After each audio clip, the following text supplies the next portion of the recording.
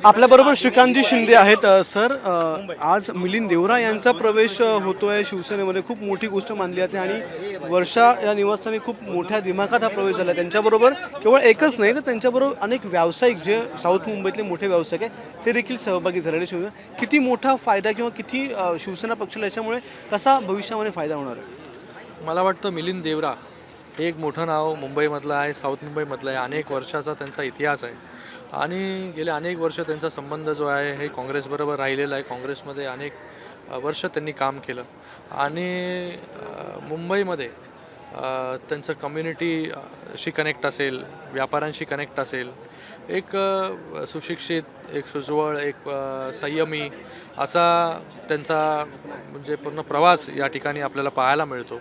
आणि आज या राज्याचे मुख्यमंत्री एकनाथजी शिंदेसाहेब ज्या प्रकारे काम करत आहेत त्याला प्रभावित होऊन जे आहे ते आज मिलिंदजींनी या ठिकाणी प्रवेश केलेला आहे. त्यांनी त्यांच्या भाषणात देखील सांगितलं की केंद्रामध्ये जे आहे ते मोदीजींचे हात बळकट आपल्याला करायचे आहेत आणि त्याचबरोबर राज्यात जे आहे हे शिंदेसाहेबांच्या बरोबर त्यांना काम करायचं आहे. आणि आज एक नवीन सुरुवात जी आहे या ठिकाणी मिलिंदजींच्या रूपाने जे आहे ते या ठिकाणी होते.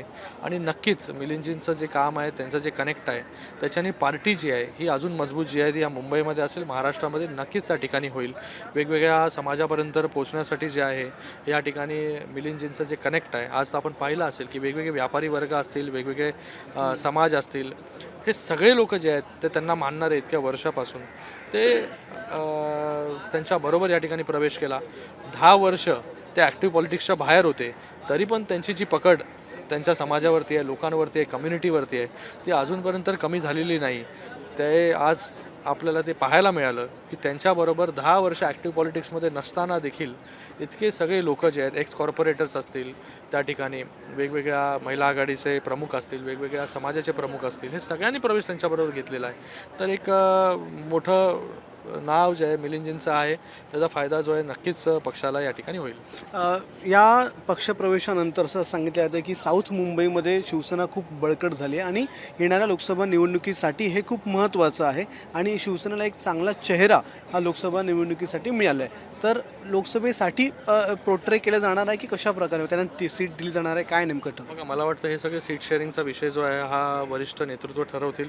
शिवसेनेमधून शिंदेसाहेब असतील, BJPचे वरिष्ठ नेते असतील किंवा NCPचे असतील, हे सगळे बसल्यानंतर हे कुठली जागा कोण लढवेल, कशा प्रकारे लढवेल, हे सगळ्या ज्या गोष्टी आहेत, कोण किती लढवेल जागा, या सगळ्या गोष्टी ठरवल्या जातील. मला वाटतं आता खूप घाई होईल ह्या सगळ्या गोष्टी सांगण्यासाठी, पण मिलिंदजींचा योग्य तो सन्मान जो आहे हा पार्टी या ठिकाणी करेल. लोकसभेवरून एक विषय निघाला म्हणून विचारतो. काल आपल्याच लोकसभा मतदारसंघामध्ये उद्धव ठाकरे यांचा खूप मोठा दौरा झाला, तर त्या दौऱ्यामध्ये त्यांनी प्रत्येक ठिकाणी नाव न घेता तुमच्यावर आणि एकनाथ शिंदे यांच्यावर टीका केली. खूप मोठा नाही, खूप लांबलचक. मग त्यांनी तुमच्यावर आणि लांबलचक दौरा झाला 7-8 तासाचा. प्रत्येक गल्लोगल्ली त्यांना जायला लागलं त्या ठिकाणी. पण जेव्हा जात असताना एवढा मोठा नेता जेव्हा जातो तेव्हा त्याला जो रिस्पॉन्स मिळाला पाहिजे होता तो जर आपण पाहिला असेल तर तिकडे अल्प प्रतिसाद जो आहे तो कल्याण लोकसभेमध्ये लोकांचा जो आहे. आणि तेही जे एकटे शिवसेना म्हणून म्हणजे उभाटा म्हणून गेले नव्हते, महाविकास आघाडीचे सगळे त्या ठिकाणी नेते, त्या ठिकाणी राहिलेले NCP, वंचित, काँग्रेस, सगळ्यांना घेऊन सुद्धा तुम्ही जर पाहिलं त्या ठिकाणी ज्या ठिकाणी ते बोलत होते त्या ठिकाणी 200-300 लोक देखील जमा करू शकले नाही, अशी परिस्थिती जी आहे ती त्या ठिकाणी आहे. तर त्याच्यातून त्यांनी जो काय बोध घ्यायचा तो बोध त्या ठिकाणी घ्या. आणि त्यांच्या बोलण्यावरून पूर्ण जनतेला कळलेलं की किती फ्रस्ट्रेशन जे आहे हे त्यांना त्या ठिकाणी आलेलं आहे. आणि त्या फ्रस्ट्रेशनमधून जे आहे हे खालच्या पातळीवरती त्या ठिकाणी टीका करायची, वेगवेगळे शब्द वापर करायचे, त्याच्यापेक्षा जास्त शब्दांची डिक्शनरी आमच्याकडे आहे. पण आमच्याकडे जे आमच्यावरती जे आहे ते आमच्या आईवडिलांचे चांगले संस्कार त्या ठिकाणी आहेत. म्हणून जे आहे ते आम्ही त्या ठिकाणी खालच्या पातळीवरती जाऊन जे आहे ते टीका जे आहे ते आजपर्यंत केली नाही आणि पुढेही करणार नाही. आमचं जे काम आहे, आमचं जे उत्तर ते कामातून आहे. आणि काल त्यांनी कल्याण लोकसभा पूर्ण पाहिली असेल, त्यांना एकही खड्डा त्या ठिकाणी लागला नसेल, तेवढं काम जे आहे ते डॉक्टर श्रीकांत शिंदेंनी त्या ठिकाणी केलेलं आहे. तर ते त्यांनी ते देखील पाहिलेलं असेल. आणि मला वाटतं टीका ज्या आहेत आता फ्रस्ट्रेशनमधून येऊन ज्या आहेत ह्या टीका टिप्पण्या ज्या आहेत तो चालूच राहणार. पहिल्या दिवसापासून ते चालू आहे, ते काही बंद होणार नाही. आम्ही ती अपेक्षा देखील करत नाही त्या ठिकाणी. पण काल जो प्रतिसाद तुम्हाला मिळाला त्याच्यातून काहीतरी बोध घ्या की आपल्याला लोक जी आहेत ती का सोडून जात आहेत, आपल्याला लोक जी आहेत ती का प्रतिसाद देत नाही आहेत, अशी हा जर बोध घेतला तर स्वतःला जे आहे ते सावरण्यासाठी जो आहे तो त्यांना वेळ मिळेल. 16 तारखेला एक डोममध्ये, वरळी डोममध्ये मोठी पत्रकार परिषद देशात कधी झाली नाही अशी पत्रकार परिषद ते घेणार आहे असं संजय राऊतांनी आज जाहीर केलंय. काय अगोदर वाटतं? पण अशा मोठ्या मोठ्या पत्रकार परिषद झालेल्या आहेत, आपण त्याचे साक्षीदार आहोत. हां, आणि त्याच्यामधून काय निघालं?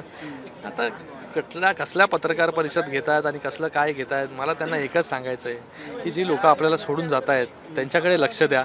कशाला ते लोक सोडून जात आहेत? गेले 1.5 वर्ष, मला वाटतं 1.5 वर्षामध्ये सगळे शिवसेनेचे मोठे मोठे दिग्गज नेते जे आहेत हे शिंदेसाहेबांबरोबर जे आहेत ते त्या ठिकाणी आलेले आहेत. आणि ह्याच्यामधून जर आज पण जर तुम्हाला वाटत असेल की आज आम्हाला लोक जे आहेत ती खाली मांडतात, तर काल त्याचा एक प्रत्यय जो आहे तो तुम्हाला कल्याण लोकसभेमध्ये आला असेल. हळूहळू त्याची प्रचिती तुम्हाला येत राहील. धन्यवाद सर, आमच्याशी बातचीत केल्याबरोबर. कॅमेरामन अजय शिवतरकरसह अक्षय भाटकर, एबीपी माझा, मुंबई. एबीपी माझा, उघडा डोळे बघा नीट.